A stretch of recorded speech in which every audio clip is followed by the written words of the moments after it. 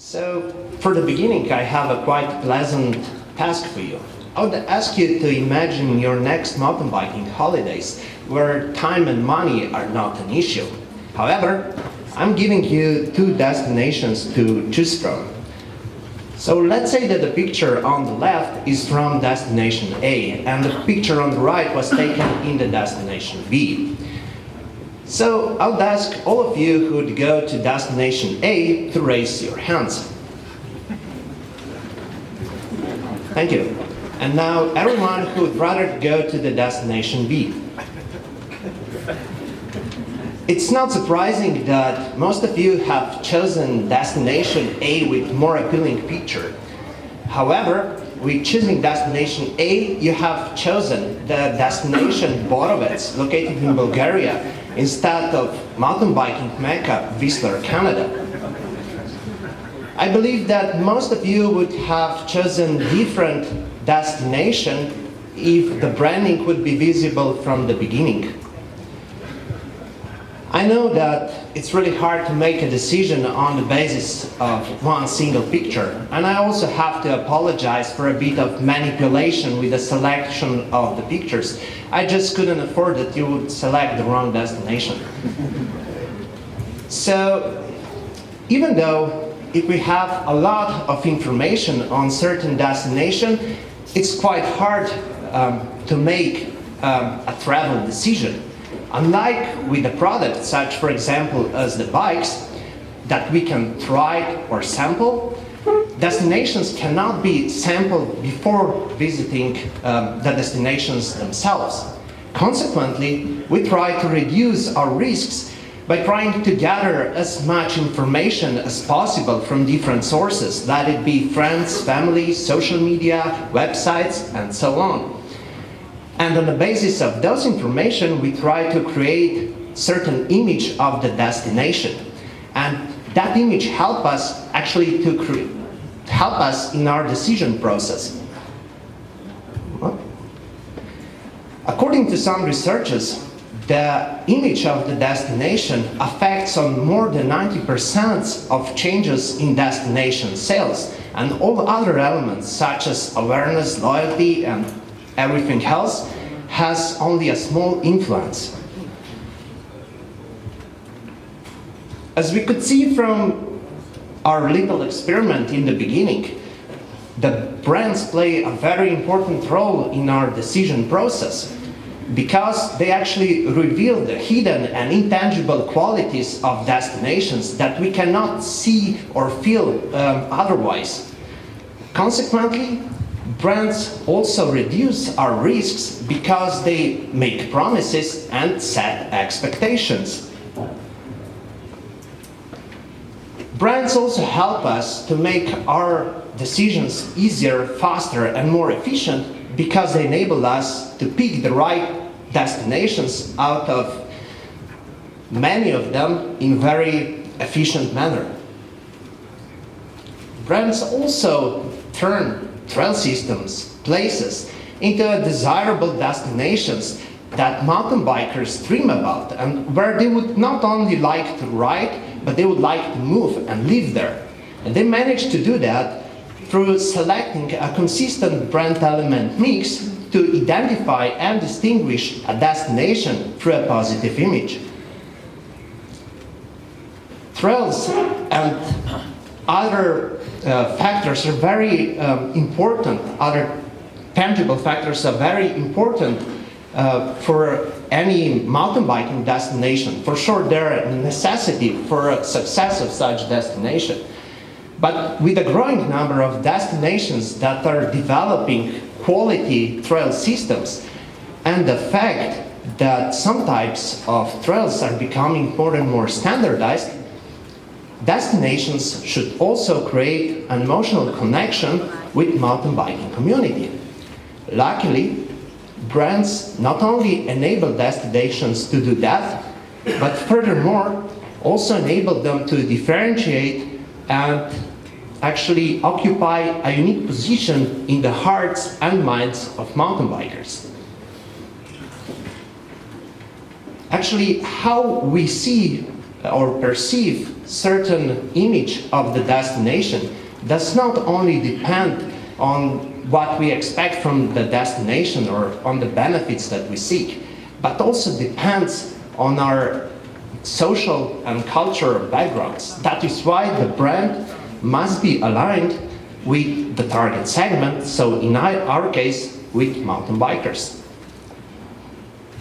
Before we go into more details about mountain biking community, we have to understand that mountain biking is a lifestyle sport. And in order to understand the lifestyle sport, you have to be an enthusiast. And being an enthusiast takes a long-term or even lifetime commitment. So why so many destinations fail to attract mountain bikers? Because they treat mountain bikers as other guests, for example, as hikers. Because they see mountain bikers as young and crazy individuals who are performing crazy and dangerous stunts, and while they're not riding, it's even worse, they're making a lot of troubles. In contrary to what happened in North America, a lot of European ski resorts have developed a very demanding bike parks intended for professionals. So they have never managed to attract masses to the bike parks. Luckily, that is slowly changing now. And then we have some other types of destinations. They're using pictures of mountain bikers, usually like 20 years old and totally non-realistic. And they believe that that will actually position them as extreme destination. And if the destination is extreme, then for sure it's interesting for any mountain biker. Probably I don't have to say that none of those destinations are very successful in attracting mountain biking community. Actually, the fact is that they lack in understanding of mountain biking community. And lack of understanding equals to lack of credibility. And the credibility in mountain biking means everything. So destinations will never be successful to attract mountain bikers using that kind of approaches. So who mountain bikers then actually are? Mountain bikers are on average around 35 years old.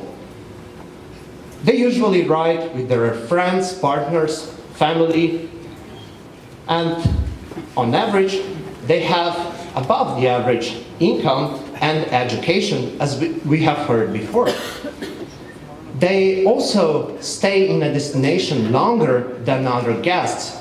They are engaged in more activities and they spend more money.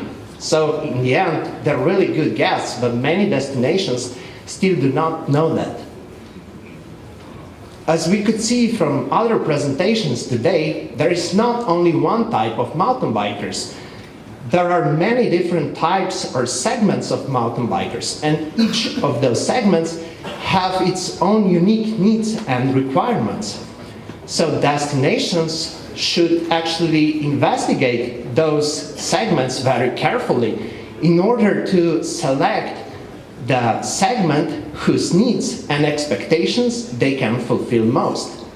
Once the target segment is selected, then they should take a look into the unique characteristics of their landscape, culture, and history that will enable them to position themselves among the growing competition, and that kind of position would be very hard to replicate by all the other destinations.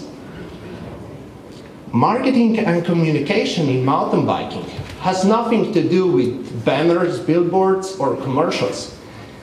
It has to do with embracing the lifestyle of mountain biking and becoming part of it. So in order to address the mountain biking community, the destination must be fluent in language of mountain bikers and attract them at the grassroots level. Once they're fluent in mountain biking language, then they can address them through a variety of different channels, let it be events, social media, co-branding partnerships, and many others. Mountain biking community is very image conscious. That is why its reputation deeply depends on the links and associations of the destination with the people, with the persons.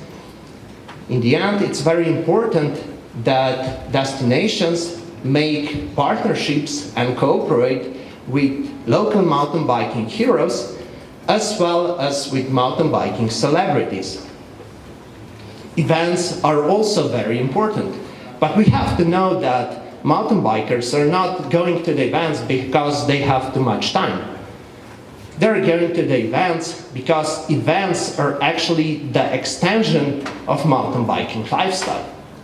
And while knowing that, destinations should make the events that actually enable mountain bikers to fulfill the destination to its fullest. Strong brand of mountain biking destination cannot be created or designed out of the office.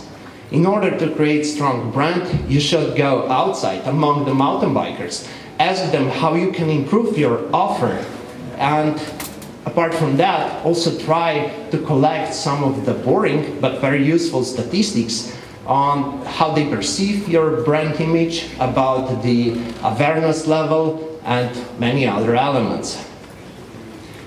In the end, to truly understand the mountain biking culture and the needs and wants of mountain bikers, you should start riding on your own.